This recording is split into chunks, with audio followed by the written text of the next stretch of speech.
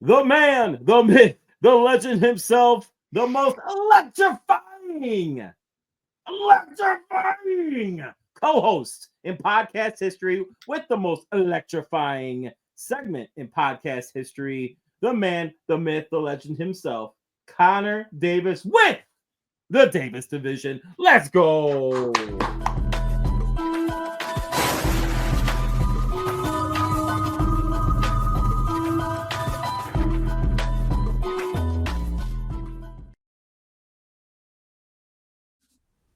I am calling this the Davis Division contract carousel. Uh-oh. Now, we have a coach contract and a player contract. Obviously, we've established this as, hey, we're going to talk about this today. When you thought he accomplished all he could in the NFL, there was still more left to accomplish. Oh, I shouldn't have picked. Bill Belichick becomes North Carolina's 35th head coach in their college football program after he signs a 5-year deal to coach the Tar Heels. Now, for Bill Belichick, this is a surreal moment. As he grew up watching college football with his dad, this is something he's always wanted to do, is coach college football. And whenever he got his stride in the NFL, there was just no escape from it. You're just so good at something, they expect you to stay, and that's exactly what happened. And then when he parted ways with New England last year, it was just the perfect opportunity to now coach college football, as it's always been his dream to do so. So now that he has signed this contract, he becomes the oldest college football coach active-wise. Obviously, 75, active. baby. No, He's 70. He's 72. 72. That's it. So, do you know who the second oldest head coach is, by chance? Shit. Oh. So I might know. I think I know. Who is this? I feel good about my guess. Is it Kirk Ferentz? It is. He is That's what it 69. was. He's 69, the head coach of Kirk Iowa. boy. But get I this. was This is the crazy disappointed. thing about this. This is what's going to make your wheels turn and what's crazy to me. All you college football fans, listen. Listen to me right now. Me and you. Bill Belichick appointed Michael Lombardi as North Carolina's general manager. We now have general managers in college football, yes, because Bill Belichick is going to go down to the college football level and treat it like the NFL. Because now you have transfer portal, NIL, you basically have free agency in college football when the offseason occurs. 65? Sorry. Who's 65? Casey Keeler. I guess. He's probably one of the ones up there. He's third. I was actually gonna say him. But if Bill Belichick wants to treat college at an NFL level, why did he leave the NFL in the first place? Why didn't he just stay in the NFL if that's how he was going to treat it? This is what Bill Belichick had to say. He said there's, quote, politics involved with the sport that he does not want to deal with. He said that. Hey, there's just too many politics in the NFL. I don't want to deal with it. But now, Bill Belichick, since he's treating this as an NFL team, how do you think he does at UNC Chapel Hill? Ooh. Oh, you want to go with me first? Oh, Puppy joined us. All right. We're gonna lean forward on this one. All right, gentlemen. This is what I got. Everything he said in the presser, with regards to how he's going to manage everything, how he's going to treat it like a program that is going to be a feeder type thing into the NFL. I love that. I love everything he had to say. I think he's going to be tired. He's not going to be the person that, at the end of the day, he's not going to be the person that's going to be sitting across from an 18-year-old scout, excuse me. He's not going to be like the, giving the scholarship. There you go.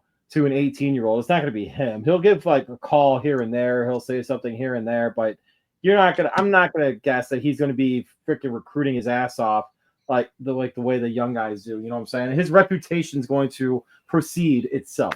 So that being said, to answer that question, Connor, for the Davis Division, I'm going to tell you right now that the North Carolina Tar Heels, there's two things that are going to happen, in my opinion. They make the playoffs in 2 years because he's going to find himself a stud-ass quarterback, Manning, is going to suddenly be there, or you're going to end up seeing him leave short of his contract, very short of his contract, because suddenly the NFL comes beckoning and he's like, I want to break the all-time wins record. That Don Shula host. But I do want to say one thing, Bruce. You said he might not be good with 18-year-olds. No, I thought that's not at all about giving scholarship. Well, No, not necessarily you said that, but not, you got to think. That's you got not to at all think what I said. he might be pretty good with college kids, considering who his girlfriend is.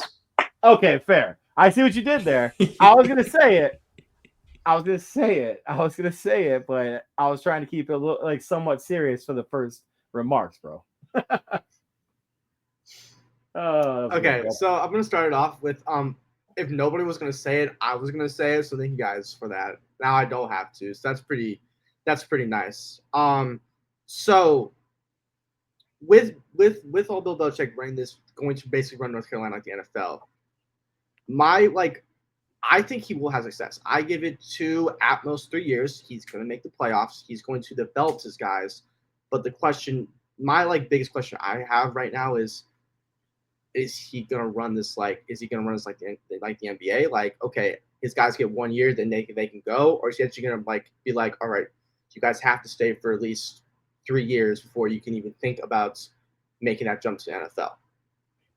And I love that, and also I love what Bruce said about how he'll give maybe 1 or 2 guys the actual scholarship, but it's the name. It's the fact of, if I was an 18-year-old 5-star recruit and I see North Carolina as a team that offered me, and I see Bill Belichick as a head coach compared to quite literally anybody else in college football, respectively, I'm going to want to go to North Carolina based on the name, based on the fact of, my coach could be the Bill Belichick, or who is arguably one of the best coaches ever.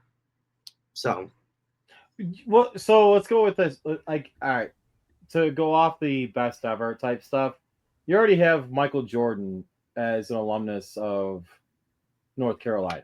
All right, so they're gonna always have top of the line shit all the time. Mm-hmm. So the kids are going to be like, oh my God, this is great gear. And believe me, I'd be like that too right now as a fucking 40-year-old. So they're getting $15 more million of NIL money just because Bill Belichick's their head coach now. Exactly. Boom. There you go. What? Yeah. That's insane. Oh, no, I remember what I was going to say. So one of the things, the feeder thing that you were talking about, Sai, actually, this is a really good point about how they are. So NCAA football requires players to stay at least 2 years active. 3 years removed. Oh yeah, junior year. Thank you. 3 years removed, yeah. So they require that, which is fine, but this could turn into so it reminds me of the old school Kentucky with Calipari as the coach. Do you remember? I don't know if you guys are too young to remember. Coach K, come on now, Bruce. Yeah. So I think this is a situation where you could see a recruitment style similar to his, based off of, okay, listen, this is my pipeline to the NFL, buddy. Here you go. So that's what Coach K established down there in Kentucky. So this is going to be a similar situation, in my opinion, in North Carolina. What's absolutely hilarious about it, though, is Belichick's going to be like, I'm 50 years older than your girls, but I can still get them. Yeah. I do want to make a point, though. You have to think, now, I won't say the transition from NFL back to college is more difficult, but easily when college coaches become NFL coaches, I feel like that's the most difficult transition for sure. But, I mean, Bill O'Brien's doing great stuff at Boston College, so we can use him for example.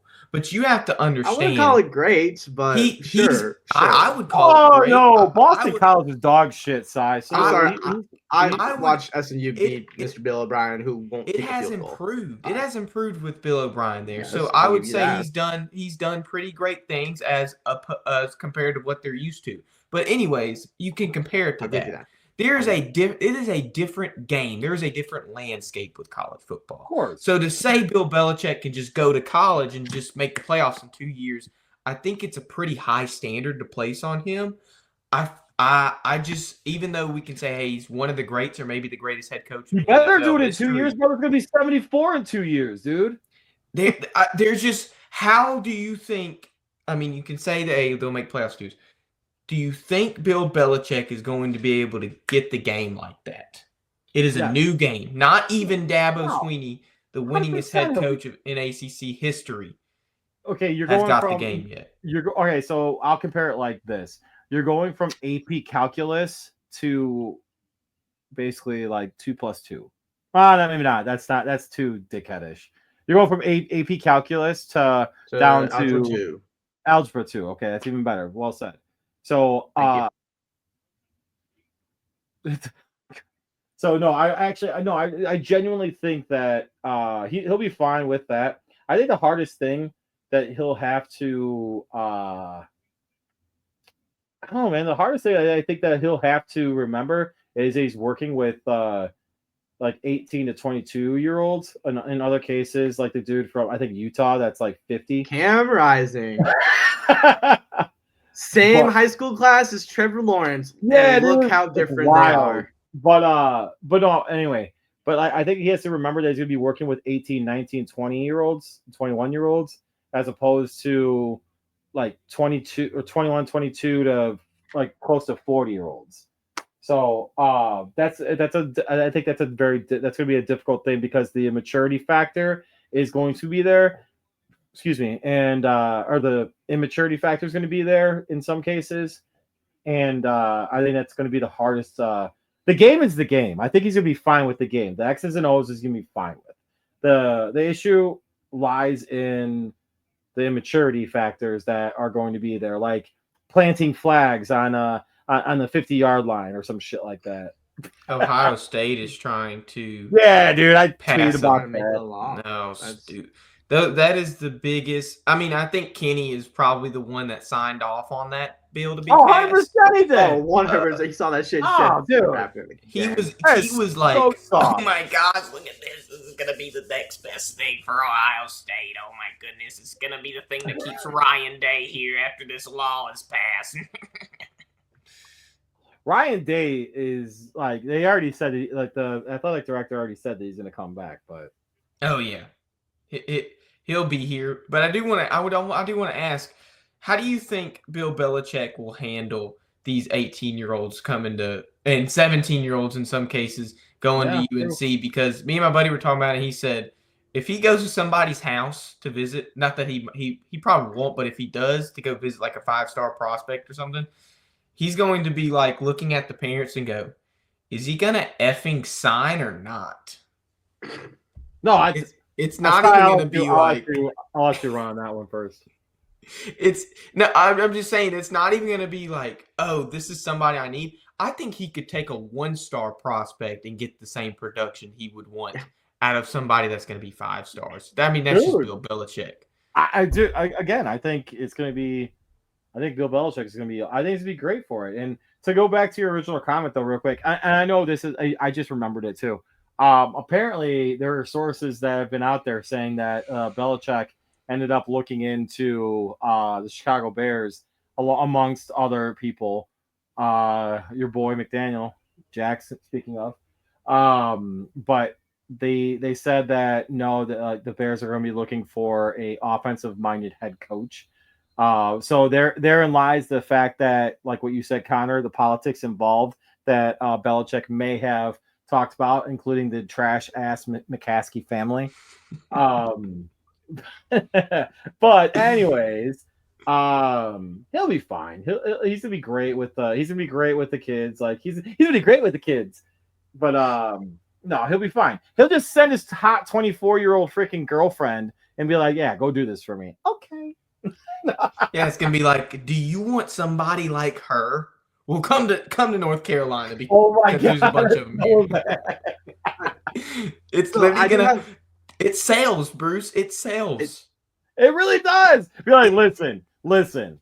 If I can get this, imagine what you can get. I think he's gonna be fine on that note, but like, okay, we do have my like one other big thing that I have is he's got to be developing one of his assistant coaches or something along those lines, because we know that like he's not gonna be here for 10 years. I honestly like wholeheartedly realistically 5 years, 5 to 6 years max is what I The realistically contract's see. 5 years. The contract's 5 years. Contract's 5 years, Mm-hmm. even better. 5 years is all that Bill Belichick's got to basically lay the foundation of what he wants his ideal NFL pipeline program to look like. Dude, he lays the foundation every night with a 20. He yes he does. But is he going to do that on his assistant coaches and his team? We don't know that yet. We don't know that yet. But no, okay. So actually, I'm gonna expand on that a little bit, but because that's a great point, dude. While I do agree with development of coaches and coaching staff, you know damn well he's bringing his own staff, so it's not gonna matter who he wants to develop. It could be Joe Schmo, it could be Connor Davis, it could be fucking MJ Hurley, it could be someone, you know what I'm saying? It doesn't matter. They're going to end up finding like the next biggest thing, because like I guarantee you though, North Carolina, he's going to do the same thing that Deion Sanders did to Colorado, but at a better platform in North Carolina. I was just about to bring that up because the hype surrounding Coach Prime going to Colorado, I hated it so much. People were going, he's making the playoffs in his first year. He's doing this. He's doing that. Yeah. Dude could barely get past FCS Colorado State. I said 2 years. I'm saying 2 years. He's going to be in the playoffs in 2 years. I don't know if we can put that same standard on Bill Belichick. I mean, Coach Prime did a lot. His second year, they could have won. They were in position to win the Big 12. They got hit by the legend killer known as Kansas and got stomped out, but he was on pace to it. I wouldn't be surprised if Bill Belichick comes close in year 2 because of how weak the ACC is right now, especially how weak the ACC is right now. Oh, my gosh. And that championship made me salivating. Ooh, it was so here nice he goes. to watch. Here he goes. But speaking of salivating, I think wifey put some pizza on that I wanted to eat. Let's go. Sorry. Home run in, bro. Home run in pizza. Classic. Speaking of home run pizza, I'm thinking we talk about oh my god, a home run of a contract. Let's go. There we go. For this one. Oh my god. There we go. Juan Soto signs the biggest deal in sports history. A 15-year, $765 million deal was inked. The New York Mets signed Juan Soto on a deal that could go up to $805 million. He can opt out of this deal after 5 years. He cannot be traded due to the no trade clause in the 10-5 rule. I'm sure y'all know that if a player is active on a roster for 10 years and he plays for a team for the last 5, he cannot be traded to a certain team without his consent. So it has to be a consensual trade in that clause. What's the sorry, kind of what do you remember or did you see what was it? Is there an opt out in 5 years? I couldn't remember. Yeah. That was the first thing I said. He can opt out. I'm sorry. I was looking at my bets. That's fine. That's fine. Okay, so you got the 10-5 rule. He can't be traded unless it's consent. But there's incentives to make more money. $500,000 dollars added to his contract, his already massive contract. If he wins his first MVP, if he wins an MVP after that, he gets $1 million added on to it. Jeez. With this contract, you're thinking, oh, Juan Soto's, he's worn number 22 his whole career. Is he going to be able to do that with the Mets? And the answer is yes. He's going to be able to do that with the Mets. As Brett Beatty, is his name Beatty? Is that how you pronounce it? Brett Beatty. Yep. Beatty.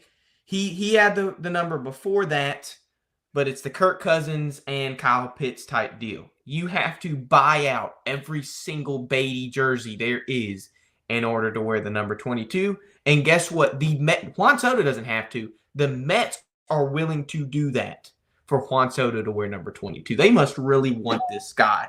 Bruce sent us something in the group chat not too long ago. He's making $314,000 a game, $980,000 per week, $140,000 per day, $6K per hour, $97 for just sitting on the toilet for a minute, and $1.66 per It's second. okay. Excuse me. You're all right. Is it worth it for Juan Soto and the Mets? For Juan Soto, fuck yeah, it's worth it. Shit. If I could be sitting there taking a dump and making $97 while I'm sitting there looking at TikToks, I'm 100% doing that. Or freaking sitting there beating my meat, 100%. Dude, come on. Like he stole money. And while yeah, he's a great talent, is he better than Shohei Ohtani? Fuck no, he's not. Shohei Ohtani is going to be pitching this year, and he's going to be a Cy Young candidate, but he's also going to be a part of a triple crown candidate. No, dude. Like so is it worth it for the Mets? Maybe from a publicity standpoint, yes. Okay, so they've made jackassy and dumbass contracts in the past. Bobby Bonilla, for instance. I said that before, and that was back in like what, the 90s and 90s, 80s, around there. So is it worth it for him? 100%. Is it worth it for the team? No, I don't think so, because you're basically like selling the farm for one guy, and yeah, you're able to push that money down the road. But I guarantee you, in 2026, we're gonna see this, guys. We're gonna see it cut off. All of a sudden, we're gonna have a lockout year. All right. I'm gonna make this very just simple. The only way this contract works out for the New York Mets is if they win a World Series in the next 5 years, and if they built a team so that Juan Soto can go out and win MVPs and become one of the best players. Well, I should say not become. Continue to be one of the best players in all of baseball for the majority of this contract. That is the only way you can get paid this much money and for it to succeed. There has to be championships. You are in a town where your crosstown rival is the New York Yankees, the team that Juan Soto was just on in the World Series last season. That New York Yankees. And Juan Soto came on his press conference. He's like, the only way we can define success is championships. That's why he's here. He knows he's going to be the reason why they win said championships. But he can't get injured right away. He has to stay healthy. If he's not hitting at least 290 with 30 home runs and playing average defense, it's disappointment on a contract. You can't expect to get this amount of money, the most money in all of history in all of Major League Baseball, and not have this high of a standard. 30 home runs. Can we go back to the early Can we go back to the Roy's era? Like, I'd rather go back to the Roy's era. Barry Bonds. Like hitting like fucking like 320 with like 70 bombs. Like, we could just go back to it. Anyway, Soto's already a six-year MLB veteran. I do He's want already to won a point World out, Series before. the team he made a World Series with offered him $760 million in 16 years, and he didn't take it. Oh, even though he's been there. They offered him. Oh, I did. I did see that, and I saw people burning jerseys and stuff. No. But he has also not talked to his teammates. I don't want to say in New York, but his Yankee teammates since the World Series loss. Yeah, shocker. Yeah, but I also heard the security guards were assholes to his family too. And he is a family man. He's a big family man. Mm-hmm. So real quick though, I do want to touch on this because we don't have any owner in Chicago that's like this. So I don't know if you guys heard about Steve Cohen's, the owner of the Mets. It's Steve, right? Steve Cohen? Yep. The owner of the Mets during his press conference said, "I don't care about the money. I care about making millions of people happy." When I heard that, dude, you guys, I was sitting there. I'm like, I should just rip all the Chicago shit off my wall and put up Mets stuff everywhere. Like, it must be nice to have an owner that actually cares about the product that they're trying to put out there on the field for the fucking fans. Steve Cohen, kudos to you. You know what? I retract what I said. God bless you, dude. I hope that you guys win the World Series for the next 25 years 10 years after the contract's done. You know why? Because you deserve it, because you actually want to help the fans out and not be a fucking asshole like Jerry Reinsdorf, like Ricketts family after they won the championship, because Reinsdorf and them decided to be like, hey, what's up, buddy? And that, like, Reinsdorf once again, like the amazing McCaskey family, and is the Wirtz family for the Blackhawks? I don't know. I can't remember that shit. Anyway, all right, I'm done. I know I always make it about Chicago because it's so fucking disappointing.